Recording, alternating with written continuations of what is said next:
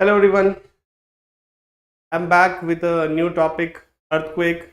And in our previous sessions, previous videos, we discussed about endogenetic forces, which we about some of displacement of continents. We discussed about the horizontal as well as the vertical displacement and drifting of continents. We have already covered this aspect in terms of continental drift of plate tectonics. We got to know that how there could be a mountain building, how there could be a volcanism, how there could be earthquake. All of these activities to take place along the plate margins. So if there is an earthquake, that will go majorly that will go along the plate margin. If there is a volcanism or if there is a volcano, that will going to take place certainly on the plate margin. And yes, if there is a young fold mountains, those mountains form along the plate margins. And I also gave you an example in last session. I hope there is a clarity regarding that particular aspect. Now moving to a new topic, and today's new topic is earthquake in continuation with the endogenetic forces. I hope there is a clarity that now we are actually focused that because of the interior forces, because of the forces those are operating from the interior parts of our earth, they led to the changes in the surfaces, they led to the creation of the crust.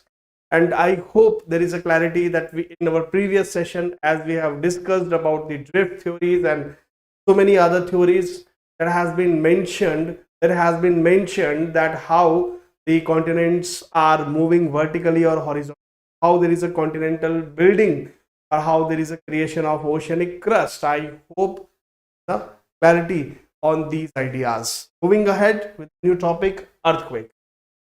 So let's have a recall, let's have a recap. I told you that in our previous sessions, which we have learned as of now, which we have discussed as of now. So endogenetic forces are those forces who are operating from the interior, and one of the forces we can say Mantle convectional current, because of which there is a changes could be in two ways: slow movement and sudden movement if it is there. So that will lead to the changes. Slow movement, in slow movement we have discussed the thing continent building, and we have discussed about mountain building. We discussed about upward movement, downward movement, the forces of compression. I hope you remember young fold mountains. And yes, I hope you remember about the forces of tension. More clarity you will have about tension in this or in upcoming sessions, especially today. Now we are actually shifting to the second part, that is a catastrophism, or let's say sudden movement. This slow movement is termed as diastrophism, and this sudden movement can be termed as catastrophism. Catastrophical events those who are taking place all of sudden. So when we have these sudden movements, as a result of this, we'll have a volcanism and we will have an earthquake. So now we are actually starting with the earthquake, and then later we're going to start with the volcanism. So these are the forces which are responsible for creation of crust. These are the set of forces those who are acting on the crust from the interior parts, led to the modification in topography which is appear to us. Okay, suppose drift theory we have discussed, and now I hope you have a clarity that it is because of the Mantle convectional currents continents used to drift. So from let's say, if you are in the space and if you want to see at the surface of earth, you will see that there is some sort of crustal movement. Now that crustal movement is because of the forces which are actually operating in the interior part itself. So that's why we are discussing about these set of slow movement. Similarly, if there is a volcanism, you will get a clarity in a while. So when there is a volcanism, when the lava is coming on the surface, that means what? The surface topography, orientation of topography will going to change. And yes, when we talk about these two set of forces, they are responsible for the dynamic crust nature of our earth.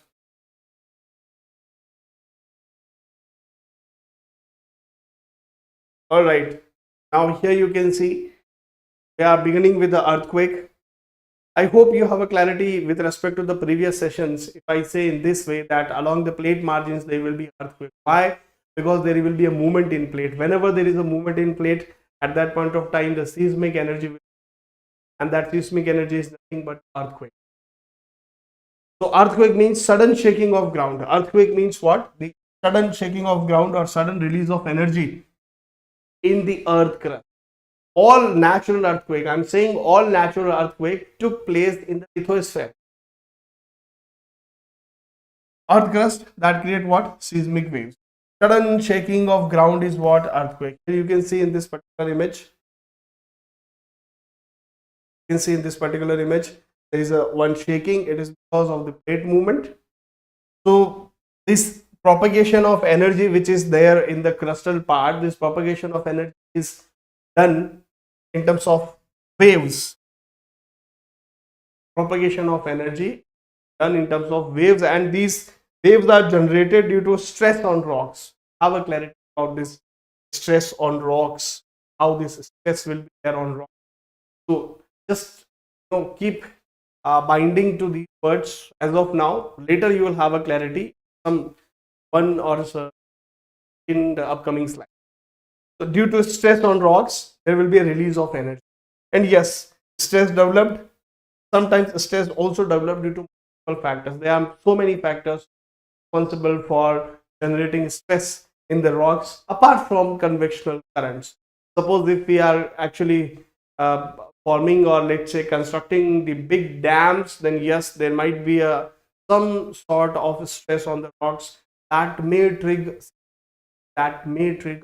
quake. And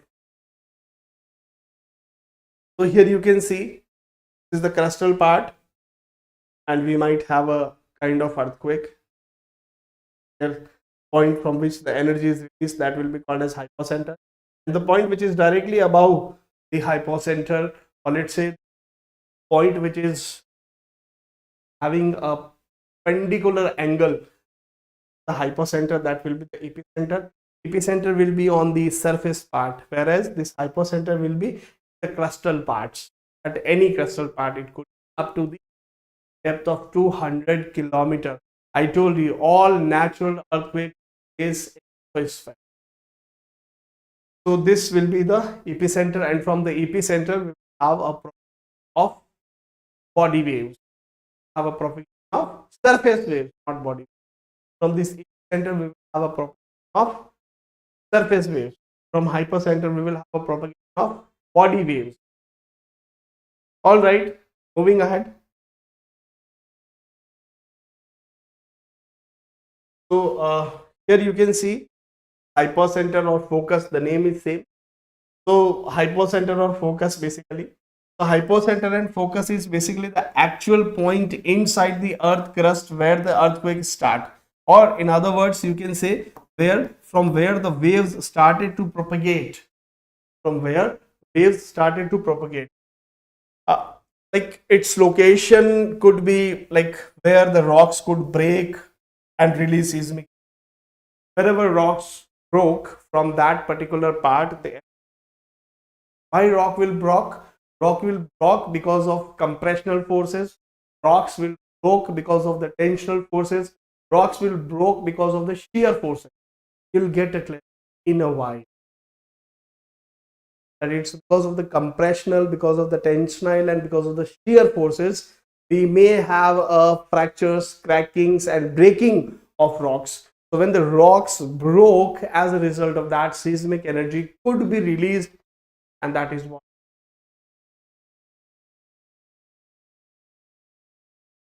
So here we have a focus. Again, we have an epicenter. From that epicenter, we will have what?